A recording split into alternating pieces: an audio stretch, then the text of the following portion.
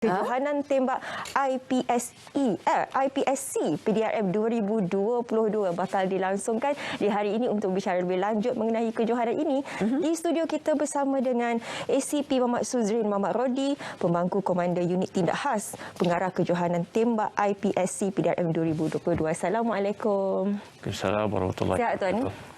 Sihat, Alhamdulillah. Alhamdulillah. Baik, sebagai permulaan mungkin Tuan boleh ceritakanlah berkenaan dengan kejohanan IPSC yang sedang berlangsung ketika ini. Silakan. Okey, untuk makluman semua, pertandingan IPSC yang diadakan pada bulan ini adalah pertandingan yang ke-6 diajukan oleh PDRM. Okay. So, pertandingan ini disertai oleh semua elemen di bawah PDRM, di bawah jabatan, di bawah state dan formasi-formasi di bawah Jabatan Keselamatan Dalam Negeri. Mana format pertandingan pada tahun ini dibagikan kepada 3 piala. Okay. Piala yang pertama adalah Piala Pengarah KDNKA, di mana penyertaan adalah di bawah cawangan di bawah KDNKA. Piala yang utama adalah Piala Ketua Polis Negara, di mana penyertaan yang dipilih adalah daripada jabatan dalam PDRM, kemudian daripada semua kontingen yang ada di Malaysia ni, kemudian semua cawangan peringkat latihan, maktab dan pusat latihan. Semua penyertaan ini disubmit kepada kita untuk main committee uruskan untuk pertandingan. Okay, pertandingan yang ketiga adalah open. Kategori open ini kita buka kepada public, kepada agensi luar, kita buka kepada kelab-kelab yang luar. So untuk pertandingan kategori open ni kita bagikan kepada 3 division, production, standard dan open. Okey. Ya Tuan. Itu sebut sedikitlah berkenaan dengan kejohanan IPSC yang sedang berlangsung ketika ini. Baik. Dan seterusnya, bagaimana sistem pemarkahan untuk menentukan pemenangnya? Siapa? Okey. Yang mana? Okey. IPSC ni kalau kita tengok daripada term dia tu, International Practical Shooting Confederation. Okey. Kalau kita tengok dia punya history ni, dia bermula pada tahun 1976 daripada US dan start berkembang di Malaysia ni pada tahun 2003. So untuk IPSC ni dia punya sistematik ni dah diatur, di planning, macam yang saya beritahu peringkat awal tadi. Kemudian untuk sistem scoring ni dia dipanggil mesh punya sistem WinMSS, di mana semua shooter yang bertanding kita terpaksa sediakan mainframe pertandingan, course of fire, kemudian arahan daripada RO, kemudian setting apa yang ada layout on paper ni dengan on the ground tu mesti matching. Di mana shooter ni perlu tembak di semua bay yang kita tetapkan. Contoh untuk pertandingan kali ini kita aturkan untuk semua shooter tembak pada 16 bay. So that mean semua shooter ni daripada bay yang pertama hingga bay yang ke-16 dia perlu tembak semua sekali. So setiap bay yang ditembak ni kita ada satu tim kita panggil range officer. Range officer ni dibekalkan oleh NROI di bawah IPSC Malaysia. So range officer ni dia akan bertindak sebagai pengadil dengan sistem rule yang ada dan bertindak secara seimbang, di mana semua tembakan yang dibuat oleh shooter ni scoring dia tu akan dikumpulkan dalam satu score sheet dan akan dihantar kepada kita punya bilik scoring. Seperti yang tertera di kaca TV sekarang ni Tuan? Seperti yang tertera dalam kaca TV ini adalah stage yang perlu semua shooter follow. So, kalau kita tengok di sini, ini kita panggil medium cost. Medium cost. That means shooter ni dia kena tembak at least minimum round adalah 24. Scoring dia ni Alpha, Charlie, Delta. So dan ada plate yang kita panggil plate dan paper popper. Semua shooter ni dia kena melalui proses ni macam yang kita tengok di sini kan, yang baju grey tu yang ikut di belakang. Itu adalah RO, di mana dia start time dengan bunyi beep, dan selepas shooter habis tembak seperti yang tentera tu, timer tu di belakang. So sepantas mana tembakan tu atau bagaimana? IPSC ni dia punya keunikan dia adalah accuracy. Tembakan tu mesti tepat. Yang kedua mesti cepat. That means speed. So combination dua ni dia pergi yang ketiga pula. Dari segi strategi. Kalau kita tengok dekat sini, segi layout dia ni macam-macam dia punya layout. Semua shooter yang akan menembak ni dalam 16B ni dia punya layout dia ada short course, ada medium dan ada long. So calculation dia tu different. Dia punya order pun different. So dari segi safety ataupun dari segi gun organize ni, shooter ni mesti kena tahu dari segi safety. So gun tu tak mesti downrange, tidak boleh break 45 degree. So kalau berlaku failure di situ, shooter tu akan di stop. Dan kita akan DQ-kan dia. So shooter yang terlibat dalam competition ni, dia mesti tahu rule. Dia mesti tahu ada apa maklumat berkaitan tembak ni. Dan dia mesti praktik. Kalau dia tak praktik, dia tak akan dapat. Macam saya bawa dekat sini, saya contoh lah. Ni. Ini adalah contoh target yang digunakan. Kalau Sophie tengok dekat sini ni, kalau tengok daripada jauh, memang kita nampak coklat semua kan.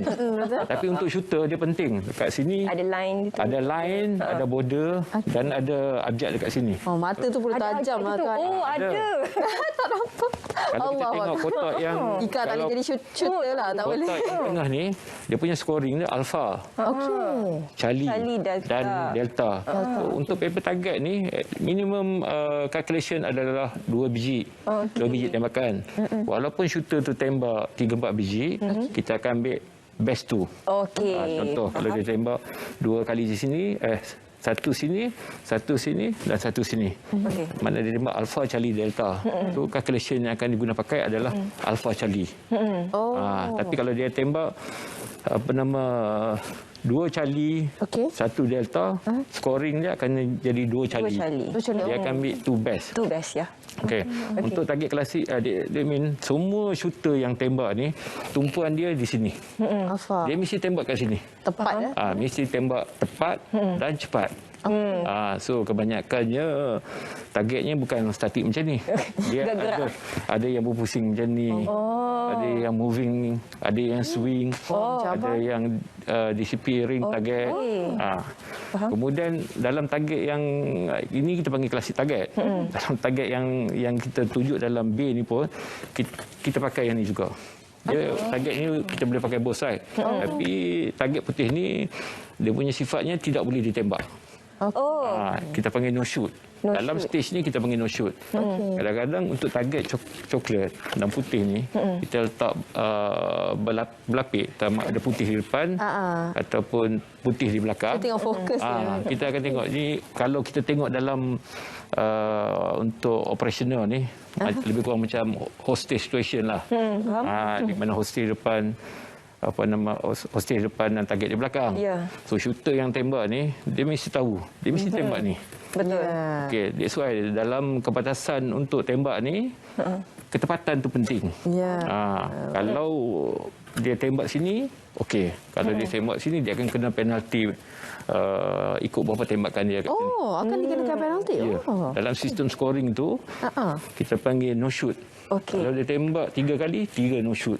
Maknanya 30 poin dia akan kena deduct. Banyak. Dan kepenuh di sini dia akan kira 10 saja. That means kalau shooter ni dia kena ada knowledge, dia kena study. That's why masa awal tadi saya cakap dia mesti ada strategi. Macam mana dia nak pergi. Walaupun dia ada accuracy dan dia ada speed, mesti ada dia punya strategi. Kalau tak, combination daripada tiga-tiga ni possibility untuk dia kalah tu tinggi lah. Tuan, kita nak tanya juga, signifikannya kejohanan ini diadakan dan juga pencapaian pasukan negara kita bagaimana sebenarnya? Kalau kita selalu tengok di filem tu, kita memang nak tahulah ada penyerang hendap semua tu. Selalu kita tengok kat movie. Tapi kalau untuk situasi sebenarnya, pasukan kita bagaimana? Okey. Apa yang saya nampak dan benda ni pun kita dah bincang di peringkat Bukit Aman dengan pucuk pimpinan. Apa yang saya nampak, practical shooting ni cukup baguslah untuk enforcement. Sebab kita nampak practical shooting ni dan tactical tu similar. Okey. Contoh macam saya daripada UTK, kita untuk tembak taktikal ni kita combination daripada center fire dan close quarter battle. So untuk tembak IPSC ni, practical shooting ni saya nampak lebih baguslah untuk enforcement macam polis, military. Dan ada agensi lain yang kita tengok macam APMM, custom, dia ada tim dia sendiri. So kebaikan yang ada kat sini, gun handling dia akan jadi lebih baguslah, lebih confident dan lebih tepatlah, dia tahu macam mana dia nak guna. So kalau berlaku something macam stoppage ataupun failure on handgun tu, dia tahu macam mana nak buang, macam mana dia nak reload, so, macam mana dia ambil tindakan dalam keadaan tertekan tu. Betul. So kombinasi daripada practical shooting ni ke dalam tactical ni matching. So bila benda ni kita utarakan, berbincang dengan pengarah, so pengarah Akademi KA dengan ideanya bawa dipanjangkan kepada pihak IGP. So IGP memberi kelulusan penganjuran ni dengan bersyaratlah. So kita kena patuhi syarat segi law, segi undang-undang. Kena patuhi dari segi SOP, MKN, SOP, KKM. So, semua benda ni memang kita praktikkan di masa pertandingan ni. Saya lupa beritahu tadi, untuk pertandingan KPN, Piala Ketua Polis Negara ni, kita buat pertandingan ni di Kelab Menembak Sasaran Syahpadu. Di Presiden 20 Putrajaya. Untuk makluman semua, kelab menembak ni baru dibuat dan ini pertama kali kita organise pertandingan di tempat tu. Dan bagi saya fasiliti di Syahpadu ni antara yang terbaiklah di Malaysia. So potensi untuk kita buat satu pertandingan yang peringkat level 3, level 4, InsyaAllah akan datang. Berapa ramai sebenarnya penyertaan untuk kali ini, Tuan? Okey, ini soalan yang menarik lah. Okey, ada dua benda yang paling menarik untuk pertandingan pada tahun ini. Bagi penganjuran pada tahun ini, kita mendapat penyertaan paling ramai, rekod sekali ini. Walaupun dalam situasi selepas COVID dan walaupun dalam situasi border negara ni kita ada kuarantin. So untuk penyertaan kali ini kita mendapat sambutan hingga 682 shooter. Wow. Berapa lama tempoh perjalanan untuk pertandingan kali ini? Okey, untuk pertandingan ni kita bermula daripada 21 hingga 27. Di mana penganjurannya kita mulakan dengan Piala Pengarah Akademi KA. Piala Pengarah Akademi KA ni kita mulakan pada 21 dan closingnya pada 22. Dan semalam kita start untuk Piala KPN sampai hari ini. Dan bermula besok kita akan buka penyertaan kepada kategori open. Kategori open ni besar. Dan dekat situ semua shooter ataupun yang public ni boleh tengok macam mana penyertaan daripada pasukan JJK, pasukan Paskar, pasukan-pasukan khas yang ada kat Malaysia ni. BAT69, UTK. Di situ kita boleh tengok macam mana teknik dan taktik, macam mana strategi masing-masing dalam keadaan pressure lah shooter ni. Baik. Dan Tuan, biasanya kalau nak menyertai kejohanan tembak IPSC ni pastinya memerlukan latihan lah. Sebab kan kita perlu ketakasan kan, kena perlu fokus sebagainya kan. Adakah latihan itu akan dilakukan awal sebelum mereka menyertai? Bagaimana? Okey, itu semestinya. Yang pertama, dia kena ada knowledge. Yang kedua, mesti ada praktikal. Sebab kalau dia tak praktik untuk gun handling ni, kalau setakat kita belajar on teori, dan ni mungkin ada corruption lah ada benda yang tak kena lah dalam stage. Tapi daripada teori yang kita tengok, kita kena tahu apa dia punya law. Sebab law untuk IPAC ni dia berubah ikut setiap tahun. So kita kena tahu apa dia punya loading dia, apa dia punya rule engagement dia. So untuk tim-tim yang bertanding ni, saya memang selalu cakap mesti kena praktis. Sebab praktis to be perfect. Kalau you tak praktis, you pergi, you nak tembak satu hal, tengok pressure kat belakang satu hal, pengadil di sebelah satu hal. Untuk gun punya assessment pun, dari segi gun, dari segi magazine yang ada ni pun, you kena be careful. Even you drop gun pun, you boleh kena DQ. You masuk dalam safety area, you bawa pistol, magazine yang ada peluru, you tertembak, you tetap akan kena DQ. Dan untuk competition ni, semua shooter yang masuk ni, dia kena melalui proses gun test, gun check.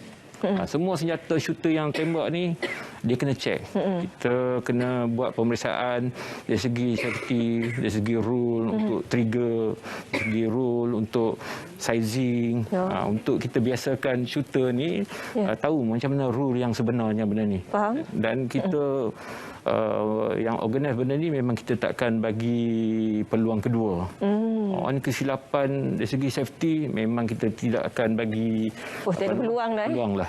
Potong terus makan ke? Safety out memang kita DQ. Okey. Jadi nanti mungkin siapa yang berminat nak menyertai mungkin akan datang atau akan datang, kena tengok dululah syarat kelayakannya. Jangan semata-mata tengok YouTube ke ataupun baru pegang pistol setahun 2 tahun rasa nak masuk. Terkena semak terlebih dahulu. Apapun terima kasih kita nak ucapkan kepada Tuan ACP Muhammad Suzrin Muhammad Rodi, pemangku Komander Unit Tindak Khas selaku pengarah kejohanan tembak IPSC PDRM 2022 kerana sudi bersama dengan kita. Sebenarnya Tuan. Satu kejohanan yang sangat menarik sebenarnya. Macam tadi Sofi kata, saya mungkin tak boleh nak masuk. Abjad pun saya tak nampak tadi. Saya pun sama juga tadi. Allahuakbar.